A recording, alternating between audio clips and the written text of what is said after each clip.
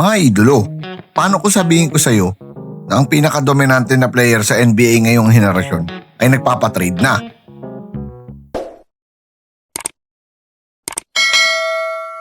Hey, what's up mga idolo? Welcome back sa ating channel. Ang binanggit ko kaninang player ay hindi role player, hindi all-star lang. Isang finals MVP, isang champion, isang freak of nature. Si Giannis Antetokounmpo. At kapag nangyari to, hindi lang isang team ang gagalaw. Ang buong NBA power balance babaliktad. Ngayon mga idolo, pag-uusapan natin bakit nagiging posible ang trade ni Giannis Antetokounmpo at ang 3 teams na pwedeng maging next home niya. At pinaka-importante, paano niya babaguhin ang bawat team na pupuntahan niya. Mga idolo, bakit nagiging posible ang Giannis trade ngayon? Sa Milwaukee Bucks, wala nang dapat patunayan si Giannis Antetokounmpo. May 2 times MVP, Finals MVP, NBA Champion, Franchise Player, Face of the City. Pero ang tanong ngayon mga idolo, gaano kagaling si Giannis?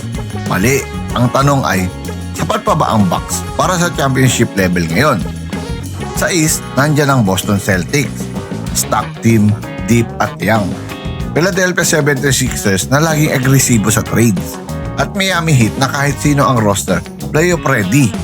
At sa West naman, andyan ang Denver Nuggets with Jokic, Phoenix Suns na may superstars, young teams na gutom manalo. Habang tumatagal, si Giannis nasa prime pero ang roster niya parang nasa crossroads. At kapag ang isang superstar naramdaman na, ginawa ko na ang lahat pero parang hindi pa rin sapat to. At doon na nagsisimulang magpa-trade ang mga superstars mga idolo. At ang unang team na pwedeng makakuha sa kanya ay ang Golden State Warriors. Why possible? Golden State is never shy kapag may chance mag-all-in. Mga idolo, may young assets, may draft picks, may championship culture at higit sa lahat may Stephen Curry. Kung may isang superstar na perfect complement kay Giannis Antetokounmpo, si Stephen Curry yun. At matatandaan natin na gustong maging kakampi ni Giannis Antetokounmpo si Stephen Curry. At mga idolo, kung opensa ang ating pag-uusapan, inside and outside nightmare to. Isipin mo to, Steph Curry, greatest shooter ever. Giannis Antetokounmpo, unstoppable force sa loob. Imagine niyo to mga idolo, kapag nag-pick and roll sila at ikaw ang defender, tutulong ka ba para pigilan si Giannis? Kaso mau-open ang 3-point ni Curry. O kaya mag-i-stay ka kay Curry o hahayaan mo na makadang or foul si Giannis. For me, mga idolo, walang tamang sagot ang defense dun. At mga idolo, hindi na kailangan mag-hero ball ni Stephen Curry ngayon.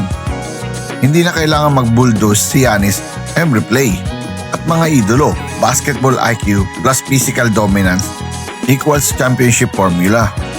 Para sa depensa naman ng Warriors, mga idolo, solusyon to sa biggest problem ng Golden State Warriors. Isa sa problema ng Warriors lately, ang interior defense dahil nga na-injury si Jimmy Butler.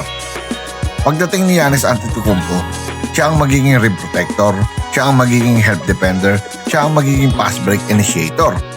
Mas magiging aggressive sina Draymond Green at Gary Payton II at guards dahil may halimaw sa likod nila. At ang magiging resulta nito mga idolo, instant title contender. Steph gets extended his prime. Giannis Antetokounmpo gets best spacing of his career. Kung mangyari to, league-wide panic to mga idolo. At pangalawa sa ating listahan na team na pwedeng puntahan ni Giannis Antetokounmpo ay ang Miami Heat. Why is it possible? Miami Heat don't care about odds, they care about culture. At kung may isang superstar na sakto sa Heat culture, si Giannis Antetokounmpo yun. Walang arte, walang excuses, pure effort, pure grind. At Miami, laging handa magsugal para sa superstar. At physicality wise, grabe mga idolo, playoff hell to. Imagine mo to, Andrew Wiggins plus Giannis Antetokounmpo sa iisang team. Yan ang klaseng lineup na walang gustong makalaban sa playoffs. Walang takot sa Game 7, walang iniindang pagod. Heat already plays top basketball. At pagdating ni Giannis Antetokounmpo, naging brutal. System fit? Alam naman natin mga idolo na ang Spoelstra effect. Hindi kailangan ni Giannis mag-score ng 35 nightly. Kay Spoelstra, mas mahalaga ang impact, mas mahalaga ang spacing, mas mahalaga ang winning plays. Giannis as roller, help defender, transition monster. Mas mahaba ang karir niya. mas magiging efficient ang laro niya. Resulta nito mga idolo, playoff monster, final runs becomes expectation.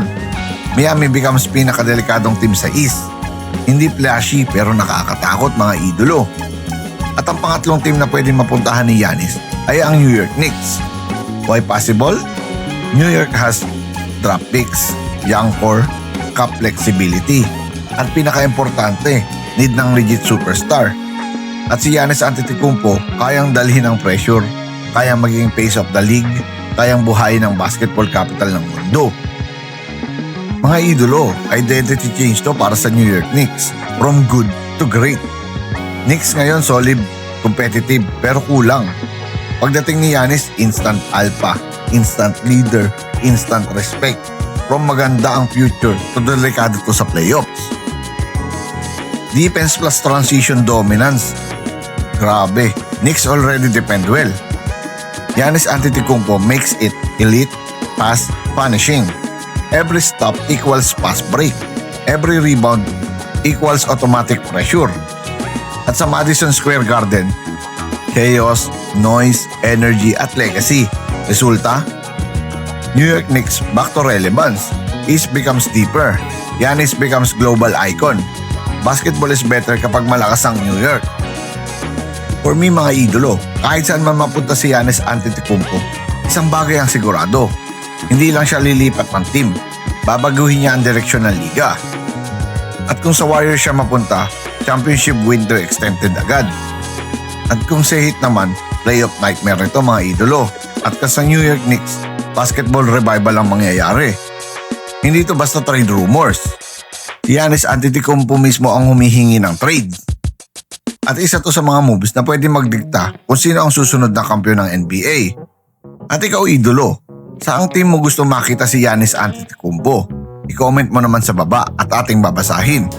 At baka pwede na rin makalambing ng like, share at subscribe para ganahan tayo gumawa pa ng mga gantong NBA recap at kwentuhan.